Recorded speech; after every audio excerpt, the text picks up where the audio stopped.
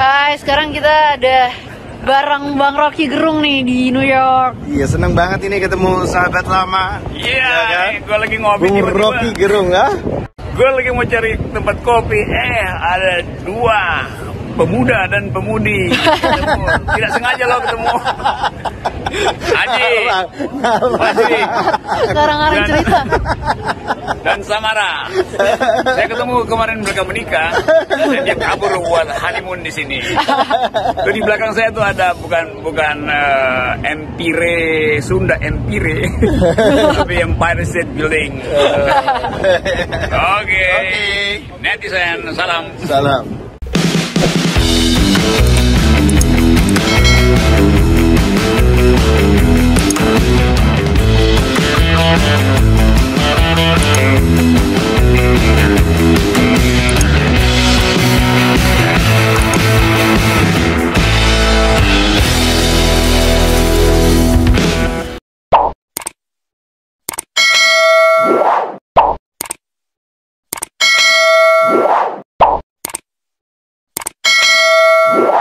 Ya, oke. Sekarang saya akan mengajak Anda untuk ngobrol. Saya kira serius tapi nggak serius tapi mungkin serius gitu ya. Ini saya tiba-tiba dikirimi orang foto Anda ini bersama dengan mantan politisi PSI Samara Amani dengan suaminya di Washington atau di New York ini di Washington ya kalau nggak salah ya Bung Rocky ya. Nah ini kelihatannya kalau lihat foto Anda bertiga senyum lebar nggak pakai masker ini sebelum pandemi gitu. Tapi kemudian orang bertanya-tanya ini apa ada kaitannya dengan kemunduran Samara Amani ya dari PSI?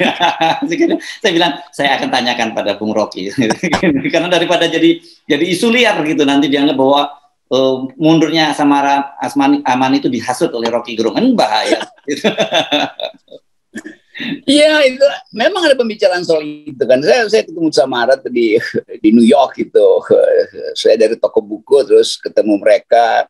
Suaminya tuh teman baik saya, profesor yang pinter antropologi Arab, Muslim, pemikiran politik Islam, dia pinter betul. Dia profesor di New York ya, di NYU atau New York University. Ya. Ya lalu kita ngopi-ngopi di situ tuh, terus ada foto itu. Itu foto mungkin awal pandemi itu, jadi bulan-bulan awal Februari itu di New York. Lalu kita bicara tentang politik Indonesia itu. Kan biasa kan ada Samara dan saya mendapat kesan buat Samara sebetulnya dia kritis terhadap permainan politik. Dan saya tanya, Samara bilang oke, dia memutuskan untuk belajar dan saya anggap oke, bagus betul belajar karena pasti suaminya juga setuju karena ini kan lingkungan intelektual aja tuh.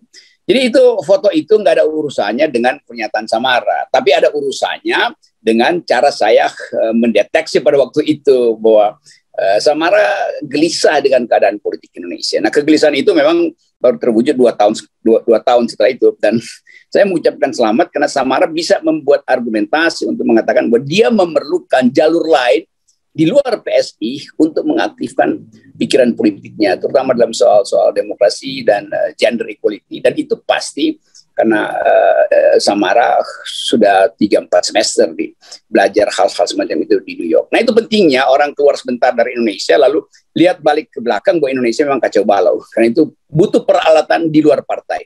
Jadi saya kira intinya itu, dan Samara bersama suaminya, teman saya, jadi selamat menempuh kembali jalur akal sehat. Oke. Nah, ini pertanyaannya juga berkembang kemana-mana gitu. Karena kan mereka bertanyakan Bung Rocky selalu menyoroti PSI dan Geng Cokro yang punya tendensi Islamofobi gitu. Sementara suaminya Samara ini profesor Islamic Studies gitu ya. Yang saya lihat kalau cara berpikirnya itu moderat dan dia pasti bukan orang yang juga Islamofobi. Nggak mungkin kan seorang profesor Islamic Studies gitu Islamofobi gitu. Iya, saya kenal baik cara berpikir Aji ini. Namanya Aji itu ya, suami Samara itu juga pemikiran Samara. Ini orang-orang yang memang terbuka perspektifnya tuh. Jadi apalagi kalau sekarang ada Islamofobi dan PSI juga adalah bagian dari gerakan Islamofobia sebetulnya tuh. Karena satu paket dengan pikiran-pikiran kawanan Cokro TV. Saya salah tuh bilang kawan-kawan di Cokro TV. Maka sebetulnya momentumnya dapat gitu. Artinya kalau anak sekarang bilang vibes-nya memang menguntungkan Samara tuh.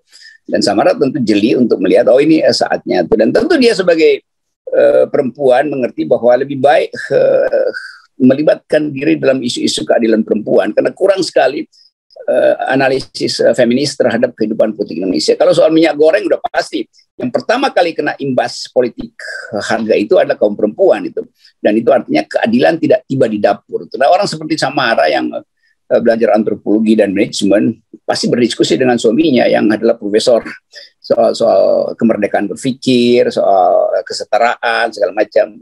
Jadi saya tetap menduga bahwa, dan ini dugaan akademis saya, itu adalah keputusan yang baik, dan apalagi Samara langsung mengatakan dia membutuhkan jalur lain yang tidak mungkin dia tempuh melalui partai politik. Jadi selamat datang di dalam lingkaran berpikir akal sehat. Ya, oke. Saya kira clear ya. Jangan kemudian kembang-kembangin bahwa itu provokasi dari Rocky. Karena orang itu kan gampang sekali ngulik itu, Bung Rocky. Bukan hanya pertemuan Anda itu loh, karena jejak digitalnya katanya disebutkan juga Anda hadir kok waktu pada pernikahan mereka. Itu betul itu ya, Bung Rocky? Iya, itu kan teman saya, maka saya datang itu. Pak Jokowi kan datang di situ, dan saya nggak bertemu dengan Pak Jokowi karena nggak mungkin saya provokasi Pak Jokowi kan. Karena beliau pakai jalur khusus, walaupun saya juga pakai jalur khusus karena saya mau cepet-cepet maka diarahkan. Tapi saya bilang enggak, saya mau antri aja tuh, nggak perlu. Jadi sekali lagi kita siapkan satu generasi baru yang bisa memikirkan Indonesia di luar sistem kepartaian kita yang memang buruk. Ya, kita tunggu ya Samara-Samara aman yang lain dari PSI ya. Saya kira kan kita selalu kan Anda saya mau ucapkan bahwa, tapi biarkan FNN yang mulai. Kan Anda selalu bilang bahwa kita tidak pernah membenci orang gitu ya. Kita cuma membenci soal pemikiran dan kebijakannya kalau pemerintah kan gitu. Jadi kita sebenarnya no hard feeling terhadap teman-teman di PSI maupun teman-teman di Cokro TV, karena seperti Anda juga dan seperti saya itu banyak sekali teman-teman kita di sana gitu yang cukup lama kita bergaul dengan mereka kan gitu ya. Iya, PSI dari awal saya dorong, justru saya kasih kuliah pertama di situ, terangin apa tuh ideologi solidaritas, bagaimana cara mengaktifkan milenial itu. Jadi saya dulu membantu PSI karena saya anggap ini partai yang baik buat anak muda.